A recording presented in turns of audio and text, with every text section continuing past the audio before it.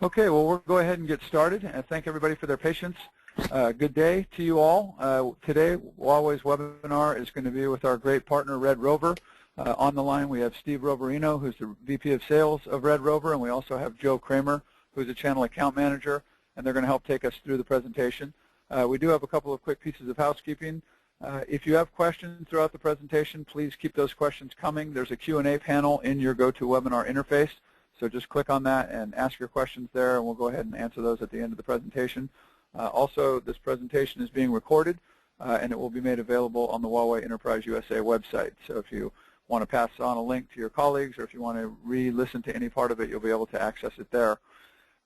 So we just really want to thank you for taking time this morning to learn about Huawei's position in the public sector market and kind of how Red Rover is attacking that market, what solutions are hot and selling, and kind of what's relevant. So without further ado, I'm going to go ahead and turn it over to Steve Roverino to give a bit of an overview of his company. Morning, folks. My name is Steve Roverino. Thanks, Nick. Just a quick introduction. Red Rover, Nevada-based company, headquartered out of Reno, Nevada. Been in the industry here for well over a decade. Been recently more focused on trying to create business growth and opportunities with partnerships in Nevada. Probably the biggest area of interest for people within the state and educational side of things is working with Huawei. We've joined the master purchase agreement with the state of Nevada under a WISCA rider, or WISCA contract, AR-617. This specifically is around networking and networking equipment, Wi-Fi, things along that line. But as we go into the slides of Huawei, we'll kind of learn a bit more about Huawei and their total portfolio of products. Red Rover is a company, we really kind of delve ourselves as experts into the networking, data storage, and data mining arena. We do a fair amount in some of the computational intensive environments. Some people call it HPC, but it really runs the gamut of different computational needs, whether it be traditional IT computational requirements all the way up to and including research. And as we kind of go through the slides here, I'll kind of jump back into it, and we'll get some specifics of kind of the characteristics of what we're seeing in Nevada. Definitely a dynamic time for both state and educational institutions in Nevada. A lot around what the governor's trying to do in as far as attracting new businesses to the state, as well as doubling down and investing more into education in the state of Nevada. So, you know, while it may not be too apparent this calendar year, I think as we look at the outlying years, we'll see more focus in opportunities and technology growth throughout the state. And with that, I think I'll hand it back to Nick, and we'll give a little bit of an introduction to who Huawei is. Excellent. Thanks so much, Steve. I appreciate it. So hopefully most of you are familiar with Huawei at this point, but I think the important thing to know is that it is now almost a $50 billion company with literally 150,000 employees, about 75,000 of which are engineers. So the company spends a tremendous amount of money each year in R&D, and when you see the product portfolio that Huawei offers, I think you'll understand that it takes a huge engineering group to be able to deliver products across such a broad spectrum of technologies. Right now, we're best known in the carrier area globally. We actually serve 45 of the world's top 50 telecom operators. And the reason that's important is because it really kind of lends itself to the hardened kind of high-end type of product that we develop for those markets. As you're probably aware, telcos have a very robust reliability requirement, and so the equipment that we build in that arena is just hardened and extremely robust and reliable. What Huawei is doing is bringing that technology down into the enterprise so that you still have the same carrier-grade class equipment, but down at the enterprise price point, and it's created some fantastic solutions for that space. In addition, just from a U.S. perspective, Huawei established its U.S. headquarters in 2001. It's based in Plano, Texas, but we have a wide variety of offices spread around the United States. Big R&D facility in Santa Clara, California, also another large sales office in Cupertino, California. So we really have a fairly large presence here with over 1,700 employees, and just a company that continues to invest and grow in the U.S. market. One of the interesting things is that we've invested over $1 billion in U.S. companies through various contracts and purchases that we've spent money on over the past 5 years. So definitely a company that's investing in a lot of other U.S. companies and really trying to help see that grow. On the next slide, we're really just trying to give you some flavor for the investment in R&D. So I already mentioned that there's well over 70,000, I think it's near 75,000 employees in R&D. Just to put that in perspective, that's more engineers than Cisco has total employees in their company. So that's the level of investment that Huawei does, almost $6 billion just last year alone, 23 R&D centers worldwide. So Huawei spends a significant amount of its revenue in R&D. The origin of the company is very much about innovation and investment in new things. If you look at any of the global standards committees, Huawei has various individuals that participate and often chair those committees. So Huawei believes very much in an open communication, open type of market, and involves very much in those standards committees and participating in those to further the evolution of technology in the areas where we're focused. In addition, just in terms of intellectual property, we have over 50,000 patent applications, and we've achieved over 12,000 patents worldwide. So again, just a bit of a showcase of the amount of investment, the amount of innovation, the amount of product development that's occurring within Huawei. The next thing I want to talk about is just a little bit about the overall portfolio of the company itself. So I talked about a broad portfolio of products, but if you think about Huawei, I mean, first of all, there's the UC&C market, which is everything from telepresence to video conferencing and phone systems, things like that. Then there's more the campus and branch area where we focus a lot on our networking products, and Joe's going to dive into a lot of detail on the products in a minute, but just as a broad brush, everything from top-of-rack switches, campus switches, all the way down to a branch environment, wireless environments. We have ELTE to create broadband networking. And then in the data center, there's very high-end core networking as well as a wide portfolio of both storage and server technology as well. Many people don't realize how big Huawei is in the server market, but it's a significant part of our business and a part that's growing very rapidly. And then the other thing we do quite a bit is the vertical focus. So today we're focusing a little bit about the education and the public sector market, but if you think about kind of the retail segment, the education segment, the government segment, and manufacturing, these are some of the core areas where Huawei has very verticalized solutions and is able to deliver those to the market in a way that fits very well with the requirements of those types of institutions and those types of companies. So with that, I'm going to turn it back over to Steve. For those of you that don't know, Steve has a tremendous amount of experience selling into education and government and really understands the needs of the public sector. So Steve, tell us a little bit more about that. Yeah, I think in kind of summary to Nick's comments, I think it's what really lent Red Rover to Huawei and made it an interesting match is there's not many $40 billion companies that are I'll use the term new to the marketplace. Huawei in itself has been around for well over 20 years. I think it started in the late 1980s. But when you start looking at the breadth of the portfolio, the amount of investment Huawei makes, it's just not a company that's very well realized in the U.S. market. They've done tremendously well in Europe, and the investment is now being made to expand into the U.S. market. Huawei is kind of broken down into three divisions from a corporate perspective. There's the carrier class division, which Nick kind of alluded to. There's the enterprise class group, which Joe and Nick and myself are supporting. And then there's the consumer group. The consumer group is probably the most prevalent entity that people at least run across Huawei. This would be in regard to their cellular devices. That could be their cell phones or USB modems or Wi-Fi devices or WiMAX devices or MiFi devices out there. And of course, the biggest challenge we have in the public sector space is doing more with less. I think everyone in a technology position within within the public sector, whether it be educational or government, is really challenged with restricted budgets. And it doesn't look like that is ever really going to go away anytime soon. At the same time, you're being stressed with having to bring more services about, and that could be either servicing internally your customers and staff and faculty better, or providing better services to your local citizens or students. And at the breadth and speed that the technology is moving at, it's really hard to keep up with what's happening out there. We mentioned BYOD or mobility devices. I know the schools are struggling with a one-to-one having a computational device or a Wi-Fi enabled device for each student in a school, and that creates a tremendous amount of demand on existing infrastructure, plus brings in new challenges of how to manage and properly adopt that technology. So in the public sector, there's definitely a real challenge in a way of how do we bring out new services or enhance existing services, but do it that it's in an economical form. As we move into the next slide, there, it's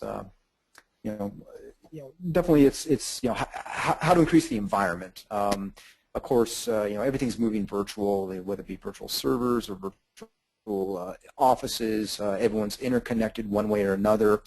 And when we look at the geographical challenges with a state like Nevada, which is such a large state, but definitely has a lot of rural areas, a lot of remote areas that may or may not be well serviced by current ISP or access. It's a real challenge of trying to tie all that together and provide seamless capabilities out there. And that's what makes Huawei a little bit interesting from a company, that it's just not a networking company, it's just not a telco company, it's a company that actually is fairly vertically aligned, that can work with IT organizations and provide a breadth of products all the way from their networking down to their data storage capabilities. And that's definitely an interesting factor when you can look at dealing with a larger manufacturer that has substance and investment in R&D, that it's not going to go out of business, it's not going to get absorbed by a larger entity, it's not going to quickly discontinue product lines, which I think we've all faced with in the past. So the ability to work with a larger entity like Huawei and be able to handle multiple IT needs from a single manufacturer, I think is definitely an area of interest for anyone in the public sector space. As we kind of roll into the next slide.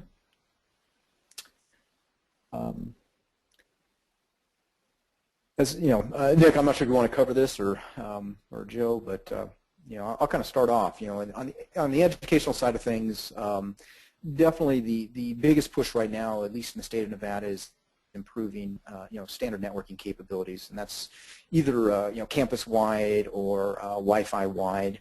But as all things, as data gets moved around, data gets created, other issues do come to fruition, and that could be either storage requirements increasing, it could be compute and server requirements increasing, it could be as we look at unified communications, how to bridge together multiple campuses or remote educational locations, and providing that satellite type training capabilities in such a diverse market like Nevada.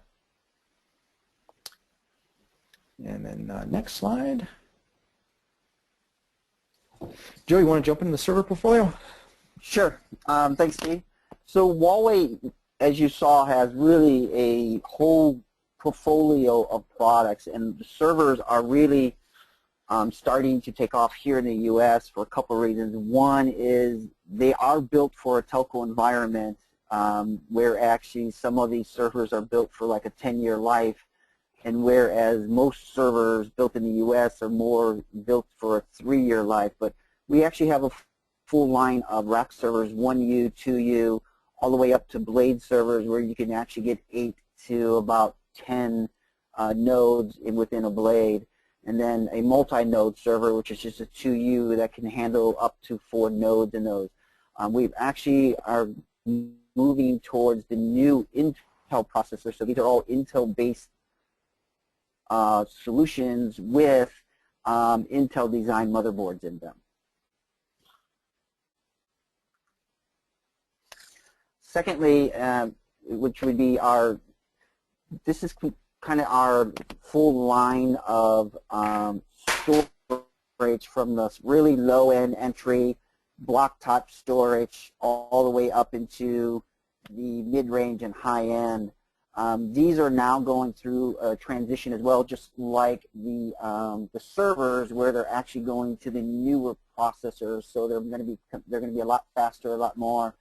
The 2600 is going to stay, but then that mid-range there between the 55 and 58 is actually going to be changing into a newer V3 processors. So that makes them a little bit faster. and it kind of leapfrogs most of the other vendors out there where there may be 2U, 3U, and then 4U boxes on the high end, which gives us the capabilities of adding now 4 and 6 terabyte drives. We then can go over into the 12 gigabit SAS on the back end side, so we're actually now at the version 3. But what's nice about all these boxes is that they're all VM ready, they're all Citrix ready, and I mean they're all set up ready to go, which is all standard based products.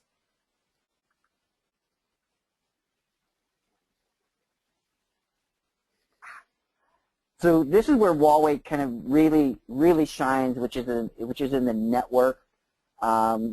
Very reliable, high performance, very reliable and economically friendly, which is where we're seeing that a lot of school districts and public doesn't have the budget that they used to have, and now they're looking for other alternatives, and Huawei is that alternative. From the really low end, like the 1700 non-managed, to the access switching, which is all managed, up to layer 3, to the 5700s, whether it be a light layer 3 to a high-end layer 3, where you can do MPLS 3 and things through those, to your aggregated switch, which is our 10 gig. So whether it be our 6700, or we actually have a full line of cloud engine switches as well, which are all layer 3, to our core 7700s, which does all PoE and everything within the chassis, and then up to our 9700 into the core. And as I mentioned, the cloud engine products we have as well, which you saw a few slides ago, which actually gives us probably the biggest and the fastest products on the market compared to all the competitors out there. And what's nice about all these is they're all managed through one managed device, as well as they all have pretty much the same software. So if you learn one, everything else in between you know. To our wireless, now most people are using the wireless AC products now, which is the latest thing out there. We do have a controller like everybody else, and then the access points, which is now AC, and then Wave 2 is coming out mid-year, which is everybody starting to talk about, which is going to give you faster and better performance. But there's 2 controllers there. One is a standalone controller. The other one actually goes into a core switch, depending on how big your wireless network is. Again, a lot of these, all of our access points have won a design based on how they're designed and stuff. We actually won an award for the way our product was actually designed. The last product I want to talk about is our privatized LTE solution. This kind of brings us into a product that basically no other vendor here in the U.S. has. So Huawei's been doing WiMAX and LTE for a long time. LTE is kind of the next generation where you are using spectrum, so it's similar to your cellular phone, but it's actually privatized. So you can still use you can still use some of your mobile capabilities depending on the spectrum. You can add video surveillance to it. Obviously data, as well as internet access and broadband trunking.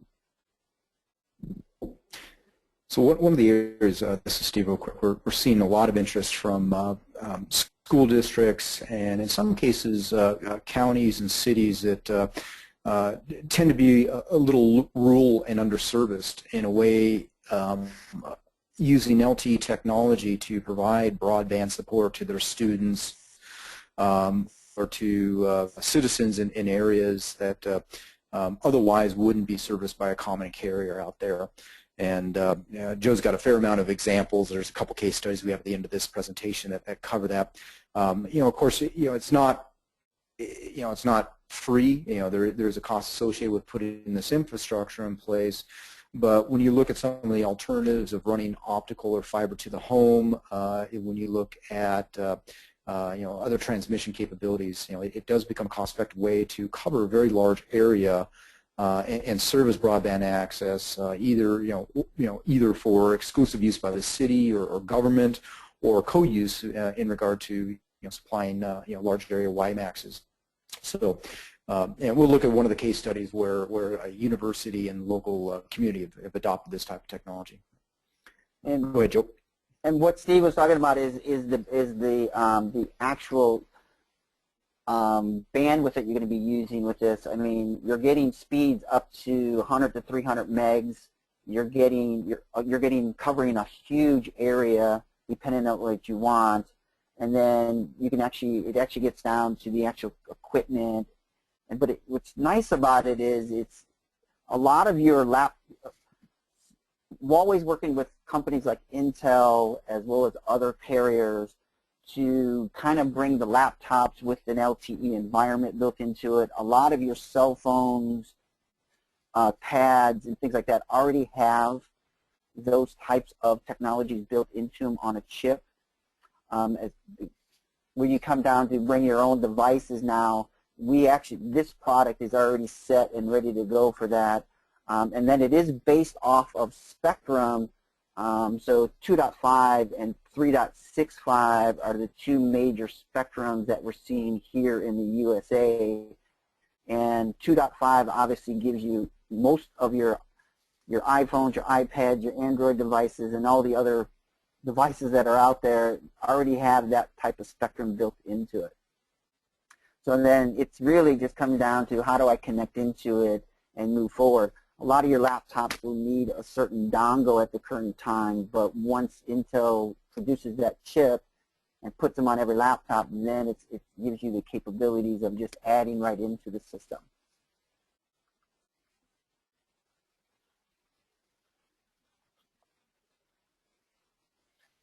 And the last part that we're going to talk about is our video conferencing products. As Steve and Nick mentioned, we do have a full line of room systems to 1 or 2 screen systems to a really small system, which we call our TE30, that can actually be put into a smaller classroom and stuff, and that can gives you the capabilities of doing room-to-room or school-to-school capabilities of communicating back and forth.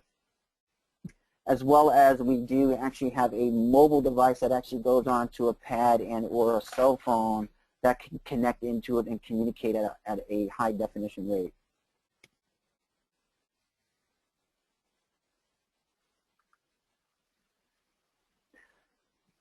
So to kind of wrap this up, I have 3 examples here. The Crawley Independent School District did a district-wide refresh of all their schools within the district. They moved pretty much to everything Huawei, from their core to their access switches all the way to their wireless devices.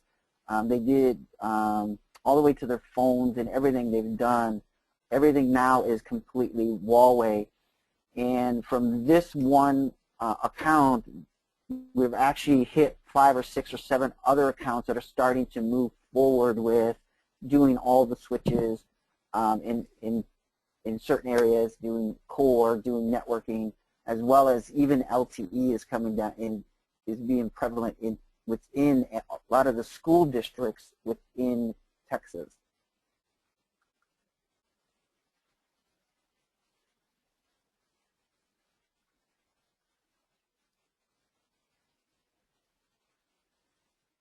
So the University. There you go. Go ahead. Yeah, so the University of San Francisco is one that I'm really familiar with because I'm the one that actually did this one. We actually did the whole core, taking Cisco out, putting Huawei in, and then the cores are actually communicating because they still have another core of Cisco as a backup now, as well as all the outer edge switches onto Huawei PoE type switches. So they're actually now looking at wireless as well as other core switch, other access switches that they're going to be adding on to what they already have.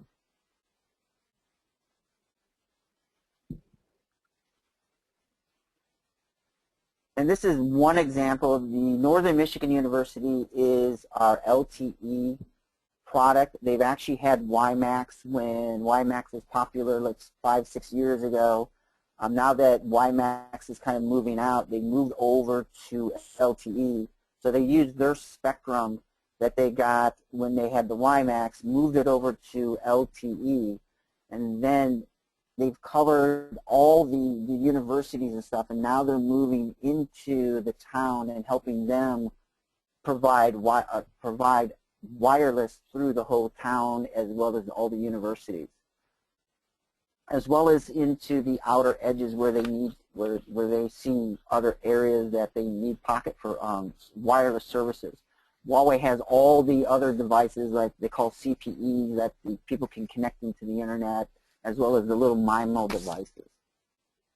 Other examples of this, I mean, this is one, Northern Michigan.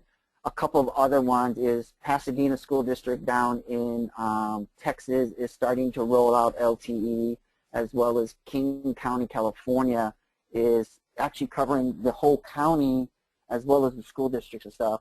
So really, if you think about it, LTE, if it's covering the whole county, we can get all the way out to those edges to where those kids are, and now it's a true no kid left behind, because all you have to do is give them a MIMO device to connect into the school information, so that way they can then get their homework over the internet. They can do their homework, and they can get it on a daily basis. Huawei is moving forward, I mean, really big in the public and education-wise. We do have a technical refresh program that we are doing, you know, based on your budget. We're actually kind of moving from the old vendor where you probably have 1 gig in the core and stuff, and moving into the 10 to 40 gig even, and doing a whole refresh of not only the core, but the networking, making everything PoE, getting the wireless involved, getting storage and servers. And then what we do is, based on how much you spend, we actually will give you some Chromebooks that will go along with that. Again, it depends on what you spend and how much budget that you have.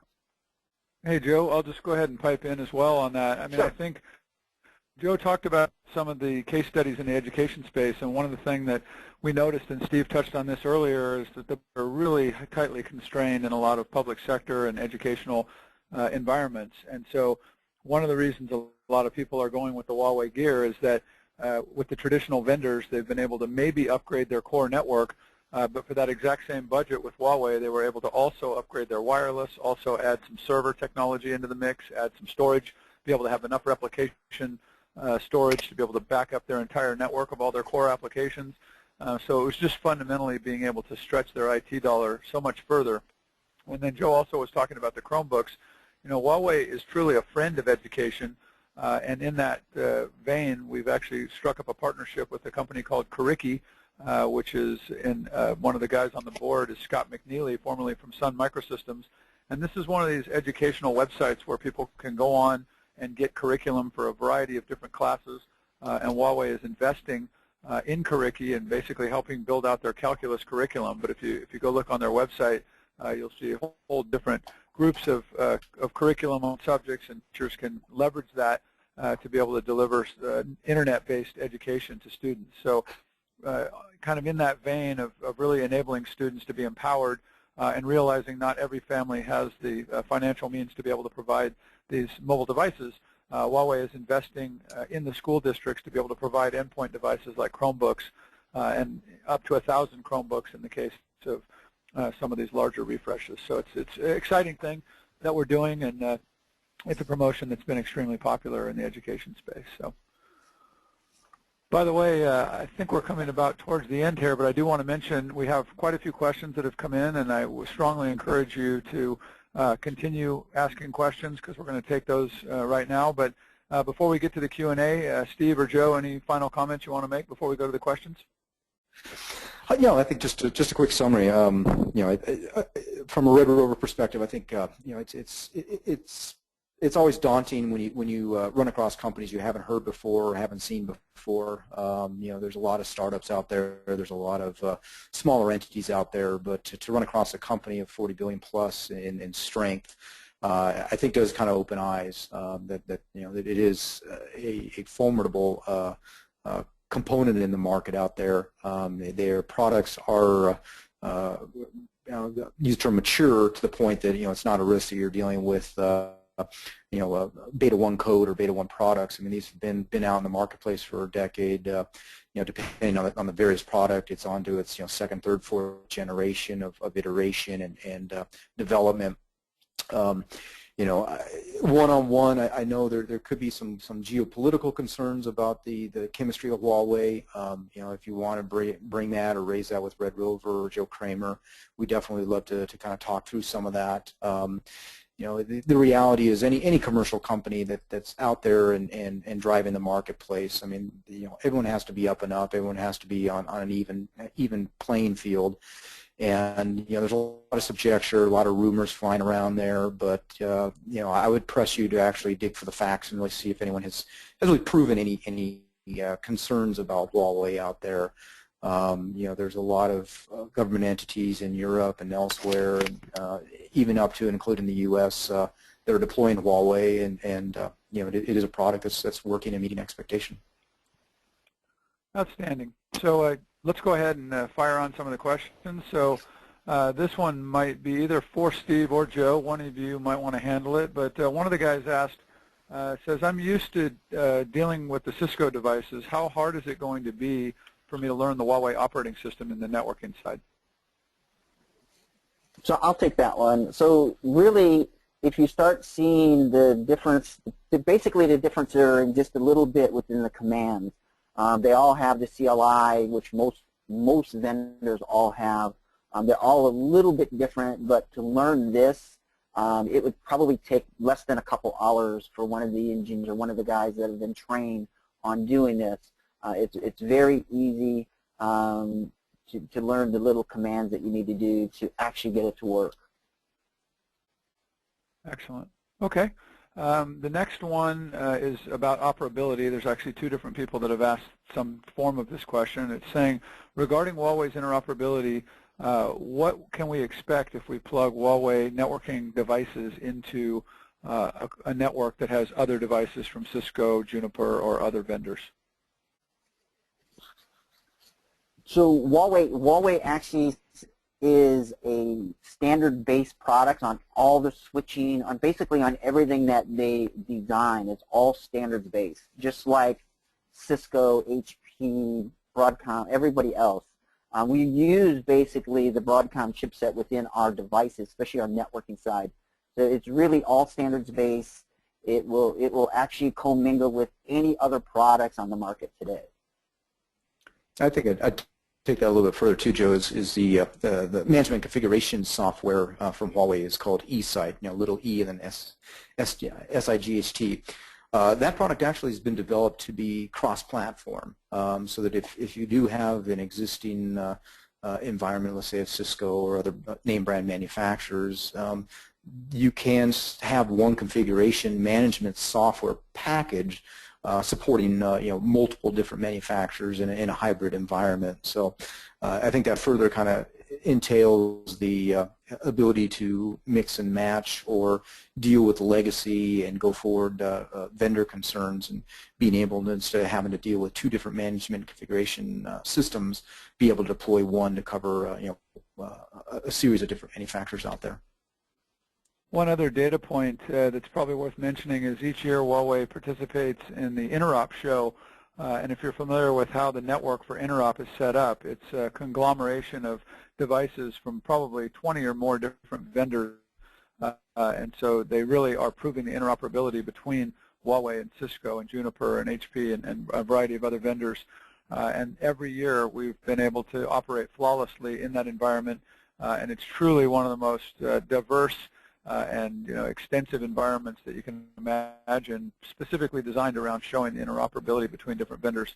So that's just another data point. And if you're interested in information on that, we actually have articles that are specific around the deployments that we've done at Interop that really test the limits of interoperability across so many different devices and in such a scale. Next one, this is probably for Joe. It says, how do I take advantage of this school bundle promotion from Huawei? So actually, I'm gonna, with Steve and I working together, we can come in, kind of get a feel for what you're trying to do. Let's set up a meeting, come in, let's see what you're trying to do, and then from there we then can show you, what you have and how we can then go forward with the bundle and show you what exact products and stuff that we have. Steve, do you want to add on to that, or?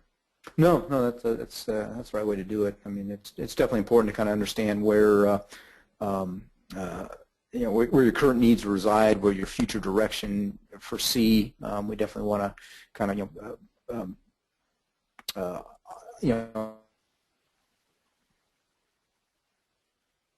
future-proof this, so that you don't design yourself in a corner that it's good for 2 years and then find out 3 years from now that the trend of the market's going in a different direction. With a lot of the Huawei products now, that even some of the top of rack switches, the Cloud Engine series specifically, where it's coming built in with 40 gig uplinks on it, so you can put in a small switch in there, but know that you can be able to expand that bandwidth as demands require in the outlying years. So just we can arrange a meeting, get out there, and kind of work through what your thoughts are, or how the portfolio of Huawei lines up, and make sure we have everything well understood. Next one has to do with kind of state contracts, and the question is, does Huawei participate in the WISCA contract agreement, and can you just talk a little bit about that? Yeah, absolutely. This is Steve from Red Rover. So for the state of Nevada, where we do have they call it a master purchase agreement, but we are approved with the state of Nevada to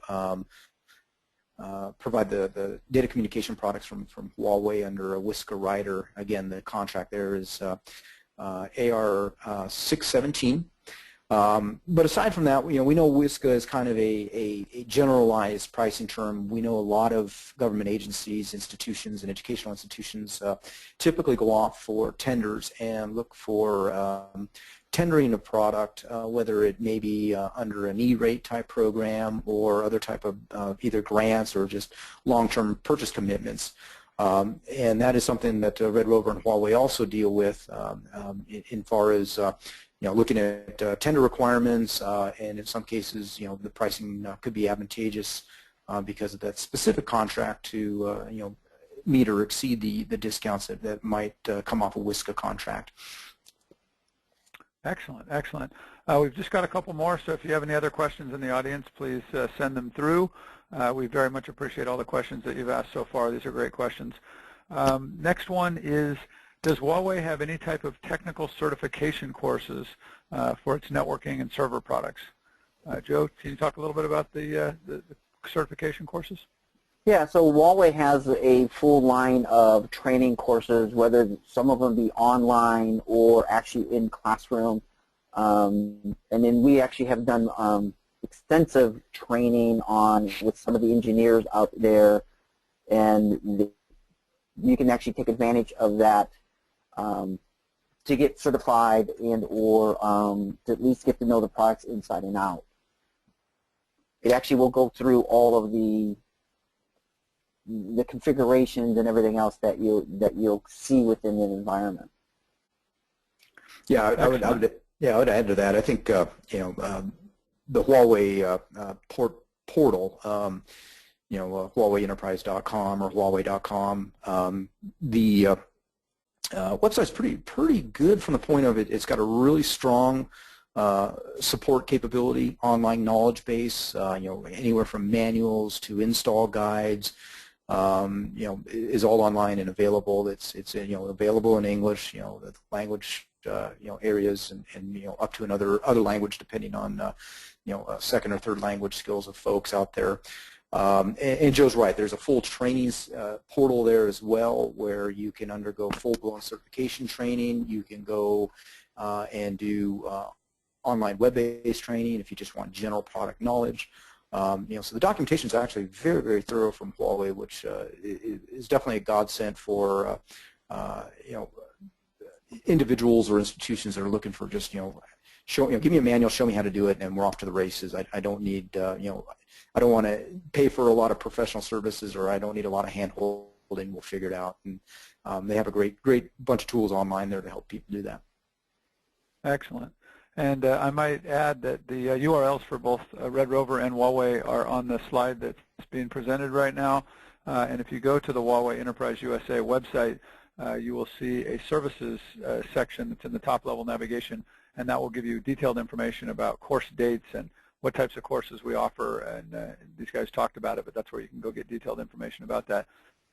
Gentlemen, we're down to our final question, so this is one I'm sure you guys will love to answer, and this question is, how do I get a live demo of these solutions you guys have covered today? You want to jump on that, Joe?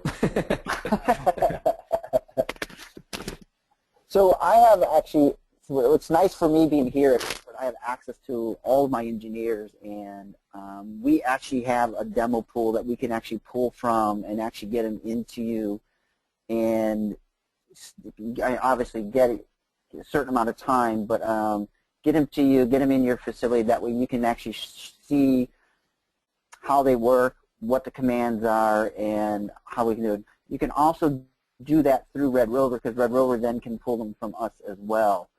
So you can go either way. We work mainly, as me being the channel guy, we work through our partners, and that way it makes it easier for me to get the products in and out of the door for my engineers and stuff. So yeah, we definitely have demos. We definitely can do on-site if you want to do a webinar just specifically on certain products, and that way we can get deeper into it. I can bring my engineers on and do it from there, or we can do it on-site. Yeah, and this is from Red Rover perspective. I think what really impressed me with Huawei is their ability to escalate and pull in additional pre-sales resources. So where Red Rover might be able to take the discussion to a certain level, I know for very sophisticated technical folks, they always like to go to that next level and really drill down to the product and understand features and capabilities. And Joe and Huawei have never been shy to getting some of their specialists for the certain products in front of the customer, on site with a customer, with the gear, and actually going through and doing a bit of training session and showing how to set things up, showing how to configure things. All this we understand. This is a net new business for people. This is existing infrastructure. You have an incumbent in there, and there's always a need to probably do either a demonstration, evaluation, up to and including maybe just an interoperability testing before products can be considered or accepted. And both Red Rover and Huawei are very supportive of that type of activity and improving out the product and making sure it's going to meet your needs. Well, gentlemen, that is the end of the questions. I want to thank you both very much for an outstanding overview of Huawei's product portfolio and kind of our solutions for the public sector space in particular. Any final comments you guys want to make before we close it out? Real quickly, yeah, I mean, our contact information is here on this last slide. We touched upon a lot of different products. We didn't go into any one particular deep. If you do have some interest in delving in further into any one of the products or products we've mentioned, either drop Joe or myself a call or an email. We will get these slides out to you. It's a recorded session, so you can follow up on it. But we look forward to engaging with you further and kind of really ascertaining what your interests are out there and being able to see if Huawei is a good fit for you. Joe, any final comments from you? Yeah, I just want to thank everybody for coming, and like Steve said, if you need to get a hold of us, our numbers and email addresses are here, and we're ready to go and to help you in any way we can. Okay, sounds great. Thanks again, everyone, for your time, and do look for this recorded webinar on the website, Huawei Enterprise USA, within about 48 hours. And everyone have a great day. Thanks again. Perfect. Thanks, everybody. Thanks for your time. Thanks, everybody. Good day.